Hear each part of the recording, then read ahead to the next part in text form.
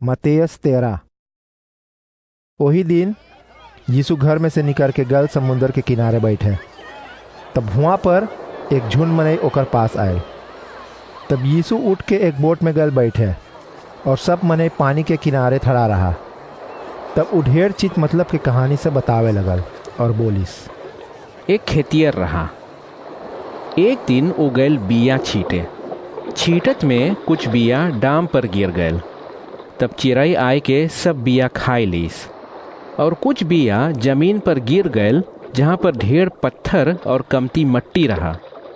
हुआ बिया हाली से जम गैल, बकी ढेर जर न धरिस। तब जब ऊपर घाम लगल तब उ सब झुराए गैल। और कुछ बिया कांटा वाला झांलासी में गिरल। तब कांटा के पेड़ जम के अच्छा बिया के दबाई देस और सब मर गैल। और जौन बिया बचल रहा उ सब अच्छा जमीन पर गिरल। और ई सब बढ़ल और कौनो 100 गुना, कौनो 60 गुना और कौनो 30 गुना फल देस। और जेके कान है सुने के, ओके चाही ई कहानी के मतलब समझे के। तब यीशु के चेला लोग ओकर पास आए के पूछिस कि मास्टर जी, तू झुंड से काहे के कहानी कहे हई? तब उ बोलिस। परमेश्वर मांगे हई कि हम तू लोग के ओकर राज के बारे में खोल के समझाई, बकी झुंड के कहानी सुनाई। जे के समझ हई उ और ज्यादा समझेगा, बकी जे के समझ ना हई ओकर समझ उसे छीन लेवल जाएगा। ओही खातिन ई मनई लोग से हम कहानी कहिला। और उ लोग चाहे देखे हई और सुने हई तब्बो कुछ ना समझे हई। ई रकम से परमेश्वर के सनेसिया यशाया के बात पूरा होवे हई। उ बोलिस रहा कि तू लोग कान से सुनिए बकी ना समझिए, तू लोग तकिए बकी कुछ ना देखिए। परमेश्वर से बोलिस रहा, ई जाति लोग हमार ऊपर आपन ध्यान न लगावे हई। उ सब न मांगे हई आँखी से देखे, कान से सुने और अक्किल काम में लावे, जेमे उ लोग आपन मन न बदले और हम उ सब के दिल अच्छा करी। उ बोलिस।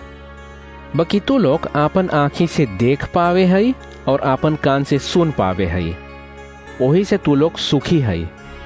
और हम तू लोग से सच बोलीला कि ढेर परमेश्वर के सनेसियन और भला मनई लोग मांगत रहा देखे और सुने जौन हम करीला और तू लोग के सिखाइला, बकी उ लोग के ना मिलल ई देखे और सुने के। अब तू लोग बिया के कहानी के मतलब सुन। जौन बिया डाम पर गिरल रहा उ एगो मनई के दिल में गिरल। उ परमेश्वर के राज के खुश खबर सुने हई, बकी ना समझे हई। तब शैतान आय के उ बात ओकर दिल में से छीन लेवे हई। जौन बिया कमती मट्टी पर गिरल रहा उ भी एगो मनई के दिल में गिरल। उ परमेश्वर के बात सुने हई और जुरते खुशहाली से मान लेवे हई, बकी उ बहुत ध्यान न लगावे हई। और जब ओके मुसीबत उठावे के परे हई कि तो दूसर लोग ओके सतावे हई ओकर विश्वास खातिन, तब उ हाली से आपन विश्वास छोड़ देवे हई। उ बिया जौन कांटा के झलासी में गिरल रहा उ ऐसा मनई के दिल में गिरल जौन परमेश्वर के बात सुने हई, बकी आपन ध्यान दुनिया के चिंता पर और धन के लालच पर लगावे हई। और ई सब चिंता परमेश्वर के बात ओकर जीवन में बुताई देवे हई। जौन बिया अच्छा जमीन पर गिरल रहा उ ऐसन मनई लोग के दिल में गिरल जौन परमेश्वर के बात सुने हई और भी समझे हई। और ई सब के जीवन जैसे एगो पेड़ हई जौन 100, 60 की तो 30 गुना फल देवे हई। यीशु उ सब के एक और कहानी सुनावे लगल कि स्वर्ग के राज है जैसे कोई आपन खेत में अच्छा बिया छीटिस। बकी रात के जब सब कोई सूतल रहा तब ओकर दुश्मन आय के उ खेत में घास के बिया छीट के चल गए। तब जब अच्छा बिया जमे लगल और फल देवे लगल तब घास भी जमे लगल।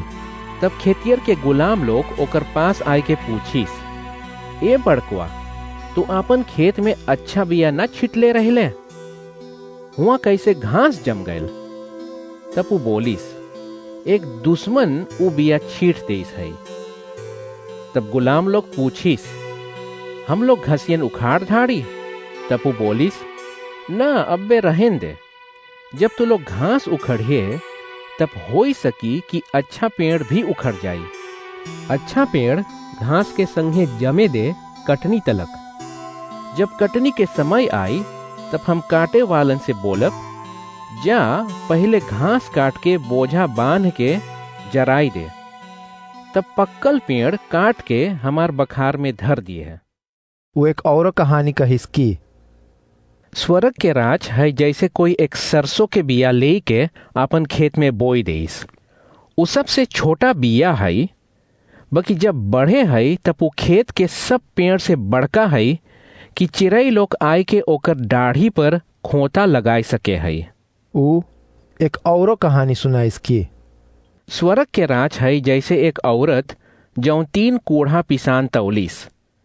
तब वो थोड़ा से खट्टा पिसान लेके ओमन मिलाए के सान देस और सब पिसान फूल गए। यीशु मनई लोग के ई सब कहानी सुनावत रहा और उ बेगर कहानी से कुछ ना सिखावत रहा। ई रकम से परमेश्वर के एक पहले के सनेसिया के बात पूरा भैल। उ बोलिस रहा कि हम कहानी से सिखावे और हम उ सब चीज बतावे जौन दुनिया हुए से पहले अब तलक छिपल रहा। तब यीशु मनई लोग के पठाई के चल गल घरे। तब ओकर चेला लोग ओकर पास आए के पूछिस, मास्टर जी, तो हम लोग के घास के कहानी के मतलब बताई सके हैं? तब उ बोलिस, अच्छा बिया छीटे वाला इंसान के बेटा है। वो खेतियर घत अच्छा बिया छीटे है और खेत के मतलब दुनिया है। अच्छा बिया के मतलब परमेश्वर के लड़कन है और घास शैतान के साथी लोग है। दुश्मन के मतलब शैतान है और वो घास के बिया छीटिस रहा। कटनी के टेम जैसे जुग के अंत है और काटे वालन परमेश्वर के परी लोग है। जैसे घास ई कहानी में बटोर के आगी में जरावल गयल, ओइसने जुग के अंत में होएगा। इंसान के बेटा आपन परी लोग के भेजीगा और वो लोग खराबी करवावे वाला लोग और सब दूसर पापी लोग के आपन राज में से बटोरीगा और आगी में डाड़ीगा। वहां पर वो लोग दांत पीस पीस के रोएगा। बाकी बेकसूरी लोगन पिता परमेश्वर के राज में खुशहाली से जैसे सूरज चमकीगा। जे के कान है ओके चाहिए ठीक से सुने के। स्वर्ग के राज है जैसे एक धन जौन एक खेत में गाड़ल रहा। तब कोई खोदत में पाइस और तोप देस। तब वो बहुत खुशी होई के आपन सब चीज बेच ढारिस और वो खेत कीन लेस। स्वर्ग के राज भी लगे है जैसे एक सोनार जौन सुंदर से सुंदर नख खोजे है। तब एक रोज वो एक बहुत महंगा नख देखिस। तब वो जाय के आपन सब चीज बेच के उ नख के कीन लेस। स्वर्ग के राज है जैसे मछरमरवा लोग आपन जाल समुंदर में बिगे है। तब ओमन हर एक रकम के मछली आवे है। जब जाल भर जा है तब उ लोग ओके किनारे घाइचे है। तब उ सब बैठ के सब अच्छा मछली बीन के बस्कीटा में बटोर लेवे है और सब खराब मछली के फेंक देवे है। ऐसने जुग के अंत में होएगा। तब परमेश्वर के परी लोग कसूरी और बेकसूरी लोग के अलग अलग करीगा और कसूरी लोग नरक के आगी में बिक देवल जाएगा। वहां पर वो लोग दांत पीस पीस के रोएगा।